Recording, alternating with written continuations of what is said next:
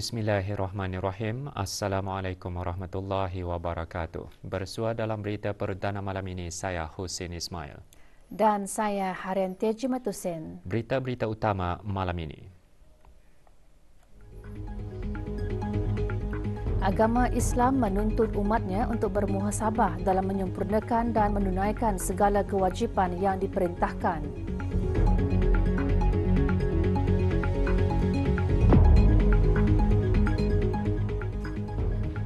Islamic Entrepreneur Fair 2022, platform pengusaha tempatan mempromosikan dan meluaskan lagi pasaran produk masing-masing.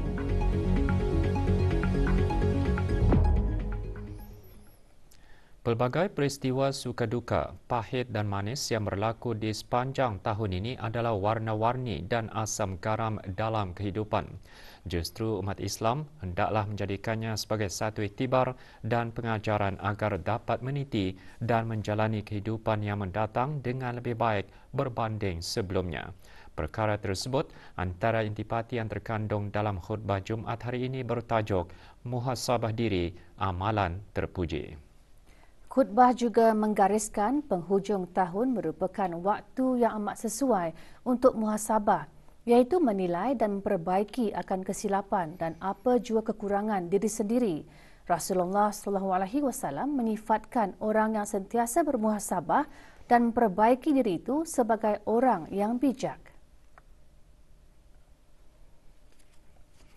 Kita selaku hamba Allah Subhanahu wa taala dituntut untuk bermuhasabah sama ada kita telah menyempurnakan dan menunaikan segala kewajipan yang telah diperintahkan Allah Subhanahu wa taala ke atas kita. Ini termasuklah menilai kesungguhan kita dalam mentaati segala perintah dan larangan Allah Subhanahu wa taala, seperti mendirikan sembahyang fardu 5 waktu, menunaikan zakat, berpuasa, menjauhi perbuatan mungkar seperti zina, riba, rasuah dan seumpamanya. Di samping itu, kita hendaklah juga menyimak dan memeriksa sama ada kita telah berhasil ataupun sebaliknya dalam menanai dan melaksanakan tugas, peranan dan tanggungjawab diri kita sebagai ibu bapa, tanggungjawab sebagai seorang anak, tugas sebagai seorang pelajar, tugas sebagai pekerja, ketua dan seumpamanya. Akhirnya, bersempena kita bakal memasuki awal tahun Masihi ini, marilah kita bermuhasabah. Marilah kita bermuhasabah dan menanamkan azam untuk memperbaiki iman kita, untuk sentiasa melakukan perubahan, untuk menjadi Muslim yang lebih baik. Dari bulan Januari hingga 18 Disember lalu, seramai 432 orang dicatatkan memeluk agama Islam di negara ini dengan 90 daripadanya di daerah Belait. Hari ini jumlah tersebut bertambah dengan pengislaman seorang lelaki berbangsa Iban. Majlis berlangsung petang tadi di kediaman beliau di Jalan Jaya Indra, daerah Belait.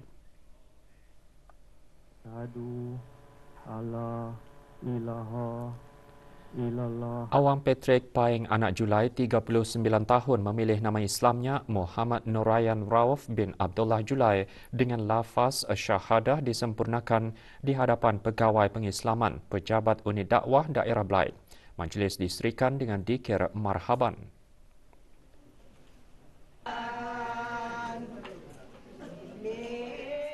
Perasaan tu macam ingin sangat mendalam ini agama Islam. Keluarga saya memang merestu, malah mendorong lagi kami untuk masuk Islam. Jangan saya ingin mendalami lagi lah agama Islam.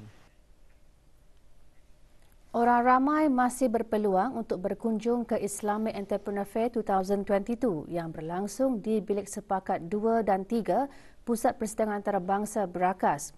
Aktiviti jualan anjuran syarikat e-tawakal bersempena Brunei Disember Festival 2022 itu disertai oleh 24 pengusaha tempatan. Dibukakan sehingga esok, Islamic Entrepreneur Fair 2022 dibuka bermula pukul 10 pagi hingga 8 malam. Penganjurannya antara lain bertujuan sebagai platform bagi para pengusaha tempatan untuk mempromosikan dan meluaskan lagi pasaran produk masing-masing.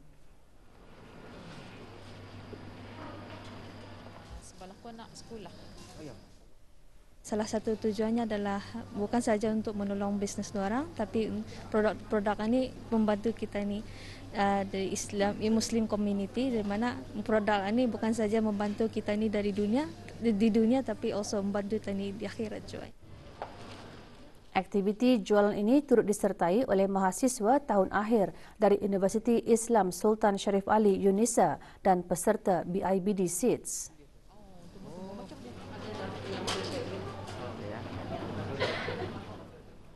Sangat berbanggalah dan berterima kasih juga kepada pihak penganjur iaitu Itawaka Management kerana ia merupakan platform bagi kami untuk memperkenalkan lagi produk kami kepada orang ramai lah.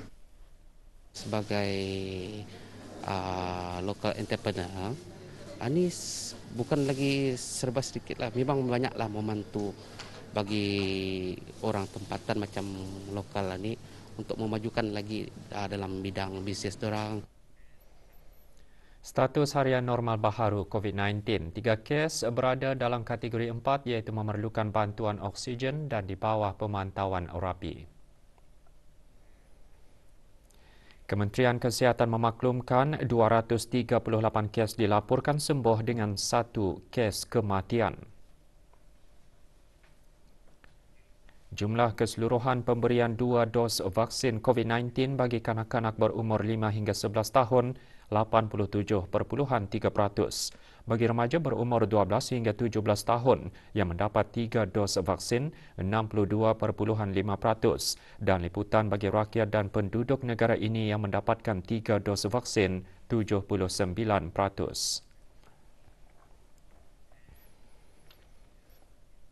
Rumah panjang mendaram besar di Mukim Labi Ulu Belaid antara beberapa buah rumah panjang yang masih wujud sehingga kini. Ikuti bahan beritanya selepas ini, teruskan bersama Berita Perdana.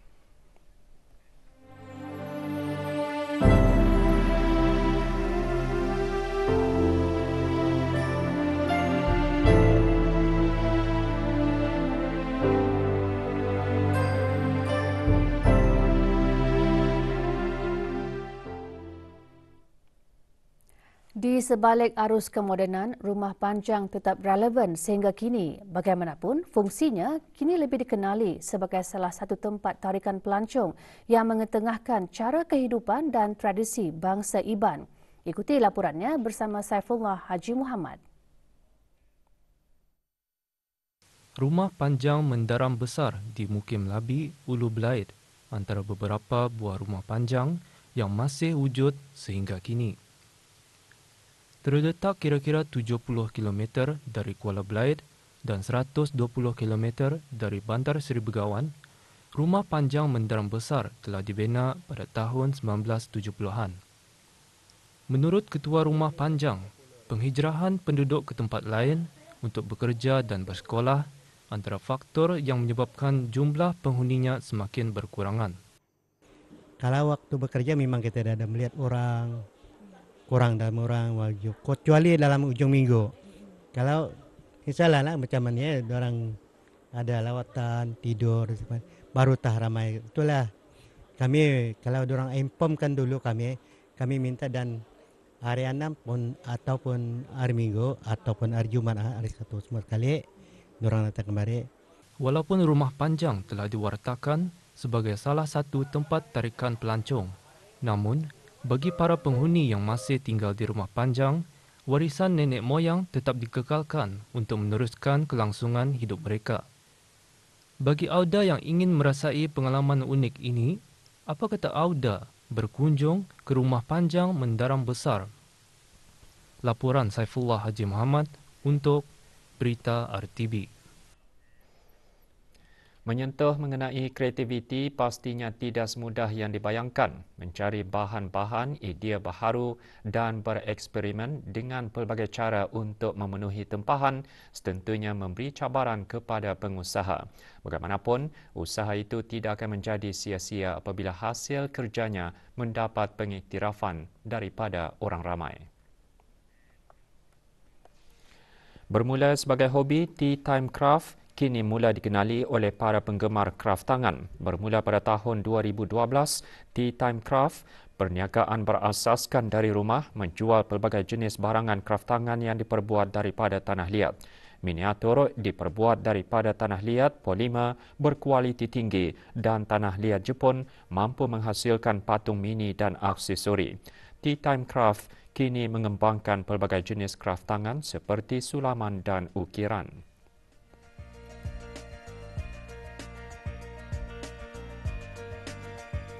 Craft has been my hobby since I was younger. So slowly as I grown up, and I feel like I want to continue with this hobby.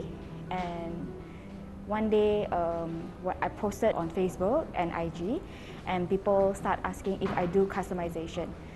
Firstly, I started on my own, like try and error on my own, and sooner and later, I feel like I want to improve myself, so I just go to Singapore and Taiwan to learn more about the clay craft. Bengkel kraft tangan juga ditawarkan kepada mereka yang berminat dalam pelbagai kraft dengan harga sekitar RM20 hingga RM150. Bengkel pada lazimnya dijalankan semasa jualan pop-up atau atas permintaan pelanggan.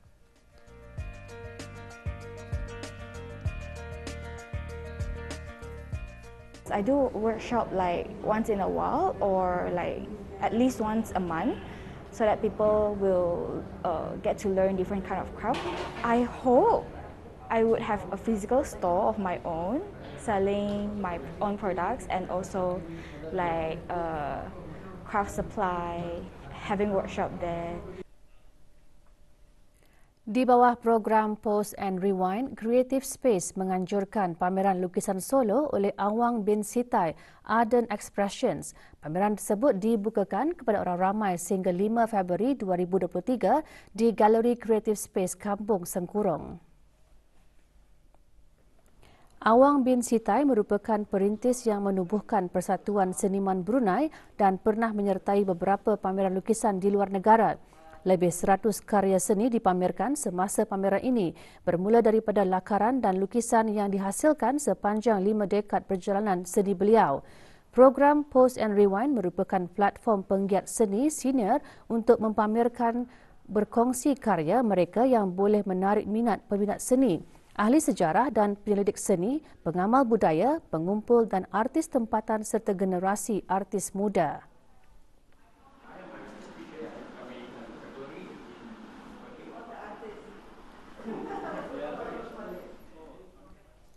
Pusat Pembangunan Belia PPB kini membukakan tawaran bagi para pemohon yang berminat untuk mengikuti kursus-kursus program pembangunan belia bagi pengambilan tahun 2023.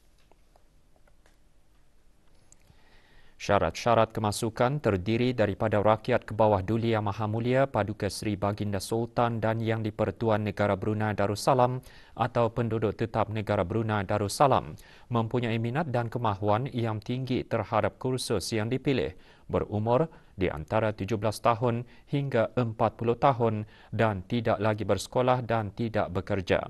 Manakala kelayakan kemasukan bagi kursus bilangan 1, 2 dan 3 sekurang-kurangnya mempunyai 2 O-Level. Sekurang-kurangnya boleh membaca, menulis dan mengira bagi kursus bilangan 4, 5, 6, 7, 8, 9, 11 dan 12. Bagi kursus bilangan 10, sekurang-kurangnya mempunyai kemahiran asas menjahit dan asas penggunaan komputer.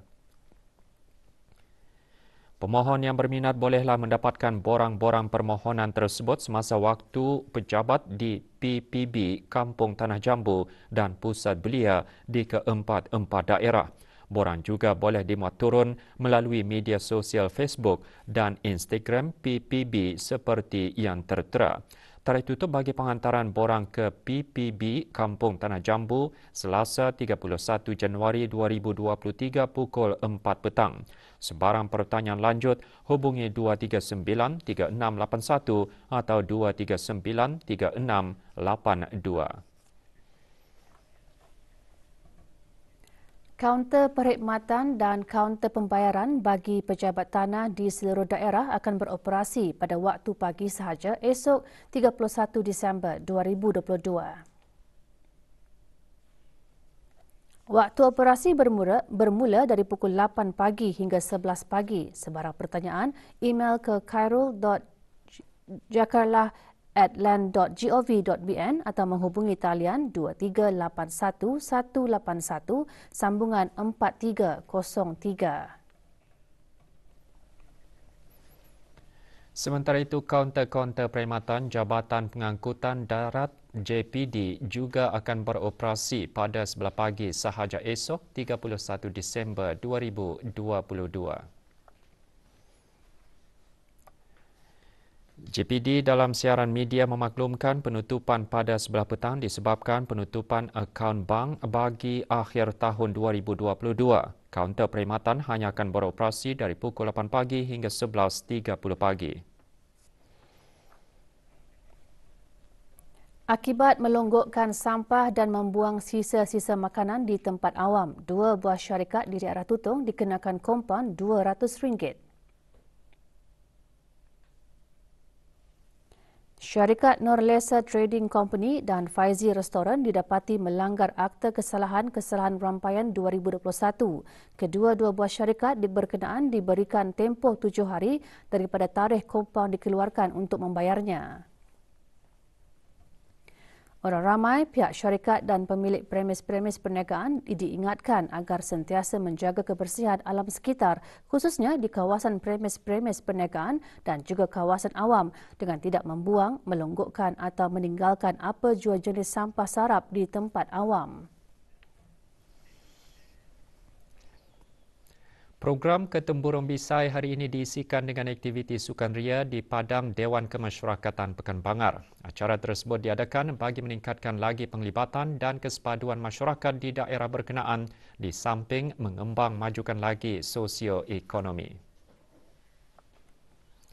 Dikendalikan oleh Majlis-Majlis Perundingan Mukim dan Kampung Daerah Temburong dengan kerjasama Jabatan Daerah Temburong, aktiviti ini merupakan inisiatif mengisi musim cuti persekolahan dan memberi peluang untuk berhibur dan beriadah bersama keluarga. Esok 31 Disember 2022, program Ketempurung Bisai akan diisikan dengan acara wakaton amal bagi tabung anak-anak yatim daerah Temburong, anjuran Jawatan Kuasa Tabung Derma Anak-anak Yatim daerah Temburong. Acara akan dijalankan sebentar saja lagi.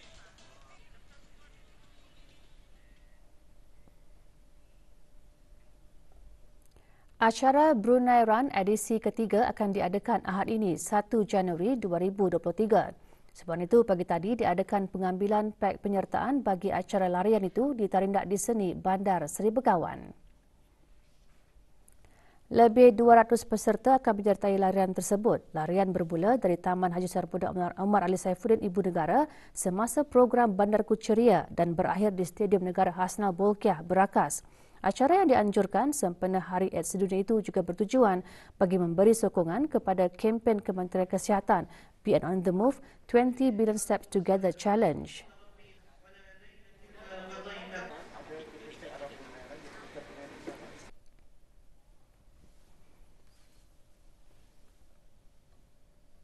Sebanyak 2 kategori pertandingan memandangkan satu kategori mendapat sambutan yang sangat menggelakkan, maka untuk keselamatan para peserta hanya kategori 10 km akan dipertandingkan pada Brunei Run 2023 pada tahun ini. Penyertaan sebanyak 250 penyertaan dari seluruh daerah telah menyertai, di mana terdapat dalam 7 buah negara yang datang menyertai pada tahun ini, iaitu dari Jepun, Malaysia, United Kingdom dan dari Singapura.